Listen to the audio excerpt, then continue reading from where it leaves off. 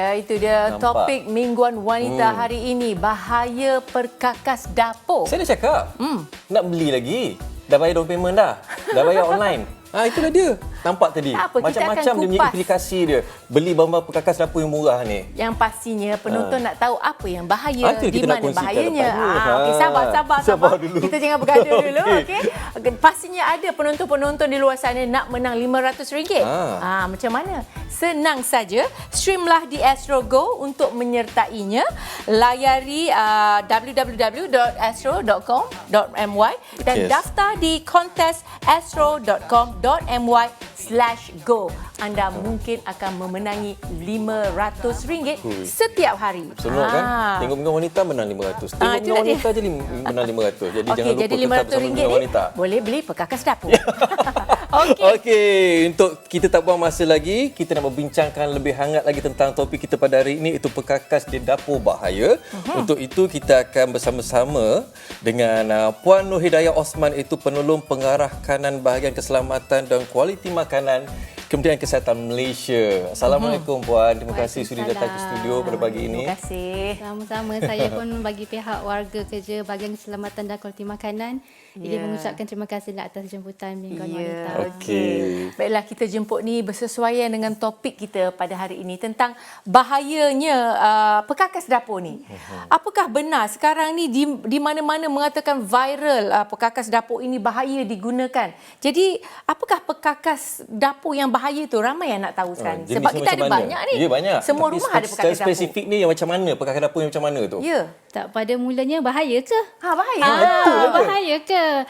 Sebenarnya kita ada banyak jenis perkakas dapur di mana apa pun yang kita pilih atau apa pun jenis material bahan yang kita pilih, sekiranya kita menghandle ataupun menggunakan dengan cara yang baik, ianya tidak akan bahayalah.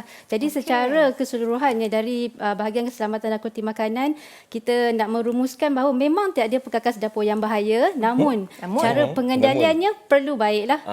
Berdasarkan arahan pengilang yang disertakanlah semasa pembelian itu. Jadi macam mana kita nak menentukan perkakas dapur yang kita beli itu ataupun kita nak beli itu adalah yang original ataupun tiruan? Adakah berbahaya ataupun tidak berbahaya? Ya, tapi sebelum itu saya pasti ramai maafkan saya, ramai yang di luar sana nak juga share, nak bertanya pendapat tentang perkakas bahaya, perkakas dapur ni bahaya. Jadi hubungi kami di talian kami 89389647 ataupun boleh tinggalkan komen anda dan juga pandangan anda di platform media sosial kami, iaitu di Instagram, Facebook dan juga Twitter @Mingguan Wanita, dan juga boleh layari www.mingguanwanita.com.my. Betul. Telefon tau. Okey. Jadi berbalik kepada soalan tadi, macam mana kita nak kena pasti? Macam mana nak kena pasti? Betul ke, asli ke, tiruan ke? Sebab ni dah order, dia main order je. Dia tak tahu benda tu. Biasa perempuan kan dapat pula offer hadiah birthday. Nak dapat satu set pinggan. Ada penyokong dia pula kat sini. Habis. Tapi macam mana sebenarnya? Sepatutnya kita perlu tahu bahaya tu apa. Bahaya wujud sekiranya adanya perpindahan ataupun migrasi bahan kimia daripada perkakas dapur kita tu masuk ke dalam makanan. Itu memang bahaya. Tapi kalau katakan tiada perpindahan, maksudnya macam jawapan saya tadi, memang kita punya perkakas dapur tidak bahaya. Jadi macam mana? Macam mana kita nak kontrol? Macam mana kita nak kontrol perpindahan itu? So maksudnya kalau katakan kita ada satu-satu material yang memang tak boleh letak barang yang terlalu berminyak, tidak boleh dipanaskan dengan suhu yang tinggi. Jadi kita kena buat research sikitlah. Kita kena maklum berdasarkan perkakas dapur kita adakah sesuai ataupun tidak sesuai. Contohnya, kalau katakan produk itu memang sesuai untuk pastry saja, janganlah dimasak rendang 3-4 jam kan. Macam itulah. Jadi bermula pada hari ini, setiap perkakas yang kita beli tu, kita jangan beli saja dan kita pukul sama rata, treatment sama rata. Kita kena kenal pasti sesuatu perkakas itu apakah kegunaannya dan baca risalah tu. Kan dalam kotak tu ada. Kita selalu buang aja. Tapi sekarang ni dah ada pula, kan ada produk-produk yang boleh masuk je apa benda macam produk bahan-bahan kat dalam tu, tiba-tiba keluar akan jadi makanan kita nak. Maksudnya dia campurlah pastry pun boleh, rendang pun boleh. Tak boleh sebut nama. Okey, saya nak tanya satu lagi soalan.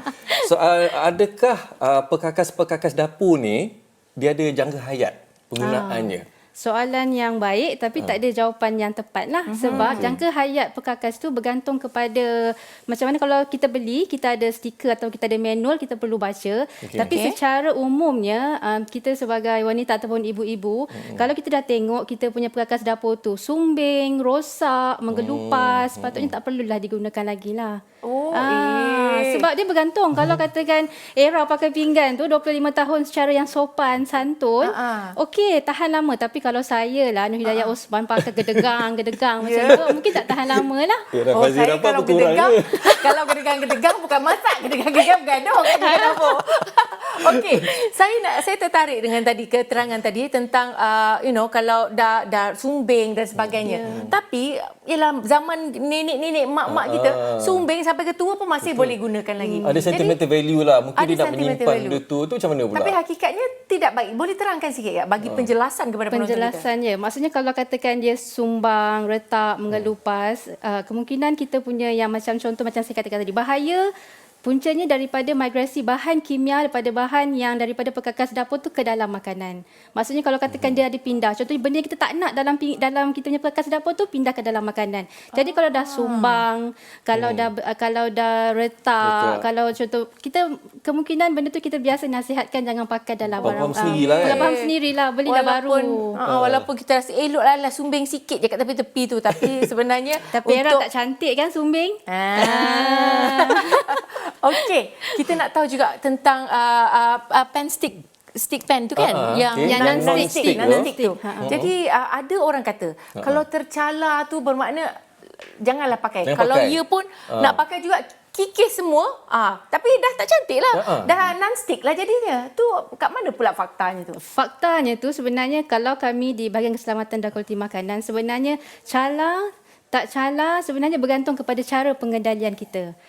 Sebab kalau dah cala, maksudnya kita punya cara kita kendalikan perkakas dapur tu salah lah. Sepatutnya maksudnya saya di bahagian keselamatan kualiti makanan sebenarnya kita menekankan apa pun material yang beli, tak kisah ada non-stick, aluminium, stainless steel. Jadi cara kita nak kendalikan tu bijaklah, betul lah. Jadi dari segi macam harga pula, adakah bila mahal sesuatu barang tu maksud dia barang tu ada kualiti, dan begitu sebaliknya kalau murah maksud dia barang tu tak berkualiti? Apa pandangan puan? Ni macam alam menang kan, alam menang lagi bagus lagi bagus, tapi tidak semestinya lah, tak semestinya dia mahal dia bagus. Baik. Sedikit nasihat kepada penonton kita tentang perkakas dapur ni untuk yang nak pakai jangka masa yang panjang. Dan nasihat saya, apa pun yang kita beli, yang penting adalah cara pengendaliannya lah. Cara pengendalian. Dan baca manual tu. Biasanya orang kita tak baca manual semasa beli tu. 3 kali dah puan sebut tu. Baca manual. Pengendalian tu paling penting. Ya. Saya macam tersusuk sembilu di sini ya. Baiklah, lepas ni saya akan baca, pastikan penonton-penonton juga. Lepas kita beli keluar kotak tu, ada manual tu, kita baca. Walaupun dia kecil, kadang-kadang dia halus. Kadang-kadang disimpan warranty je. Tapi macam dia betul, tak nak baca kan. Excited tak Norman, excited dapat benda baru. Betul. Jadi terima kasih banyak Puan Nur Hidayah di atas perkongsian ini. Pastinya penonton-penonton kita dapat memanfaatkan apa yang dikongsikan. Selepas ini kita akan bersama dengan ahli kimia pula. Itu akan secara lebih detail lagi. Betul, kita akan pergi secara perincian dalam minggu wanita selepas ini. Jadi jangan ke mana-mana dengan topik kami pada minggu ini.